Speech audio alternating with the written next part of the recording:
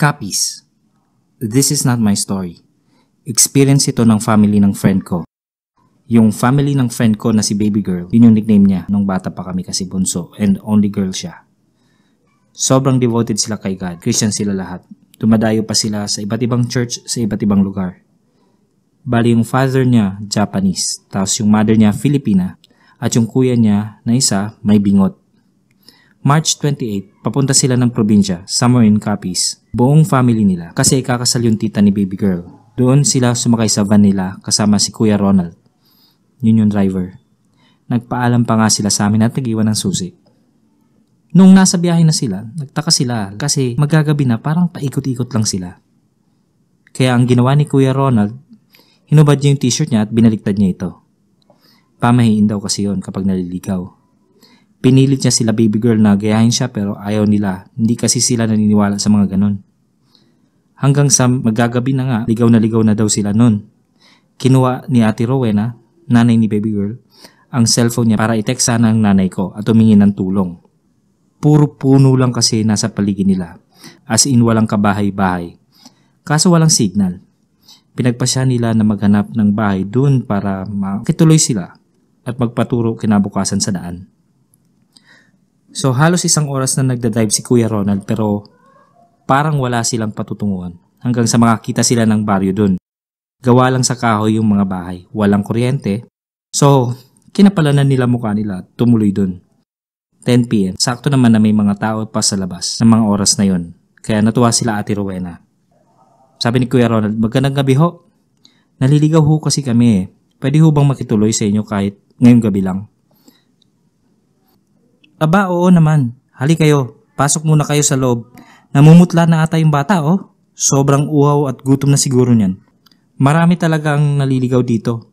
Hindi lang kayo ang unang nakituloy sa baryo namin. So, dun sila nakituloy. Sa barong-barong na kung saan mag-asawa lang yung nakatira. Natuwa sila kasi ang bait ng mga tao dun.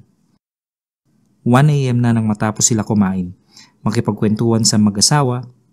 Dalawa yung kwarto ng bahay. So, dun silang pamilya sa isang kwarto. Tulog na sila lahat pero si Baby Girl hindi pa makatulog.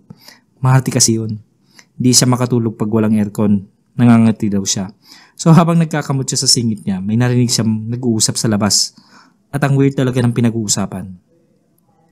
Sabi ng kapitbahay, 3 taon na rin ata nung huli tayo nakatanggap ng bisita, no? Oo nga eh.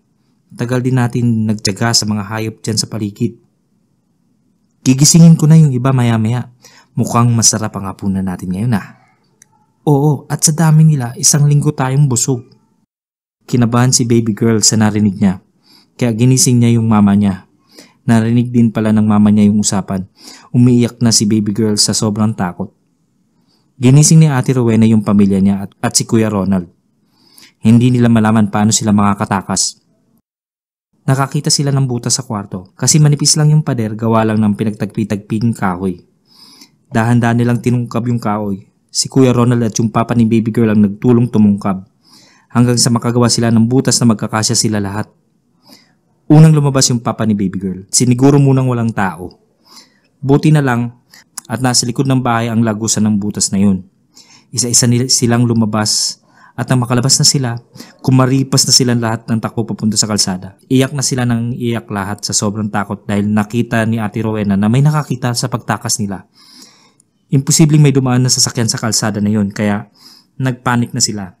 3 minutes silang nasa gilid ng kalsada hanggang sa may dumating na tricycle. Nandilat ang mata nila lahat. Napanganga nang makita nila yung driver. Kamukha ni Jesus. Pati yung suot naka-white na napakahaba ng damit.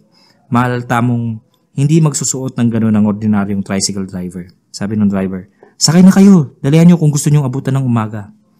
Sumakay na sila lahat. Nagkasya silang 5 sa tricycle. 4 a.m. na nang maihatid sila sa bayan. Pinasalamatan nila yung driver at inabutan ng 2,000 pero hindi niya ito tinanggap. Bigla na lamang ito umalis. Sumakay na sila ng bus pabalik ng Maynila at nagdasal buong biyahe. Hanggang makauwi sila dumiretso sa bahay namin. Nanginginig sila lahat sa takot. Hindi ko masabing imbento eh. Kasi kung imbento lang kasi nila, lahat sila umiiyak. At iisa ang kinikwento. Ang dami din galos ni Baby Girl sa katawan. Yung van nila hindi na nakita at wala na rin silang plano na balikan yun. Until now, kinikilabutan ako sa experience nila na yun. Napalapit na din ako lalo kay God dahil nakaka-inspire yung kwento nila. Sorry po kung napakahaba. Worth it naman po basahin. Salamat po.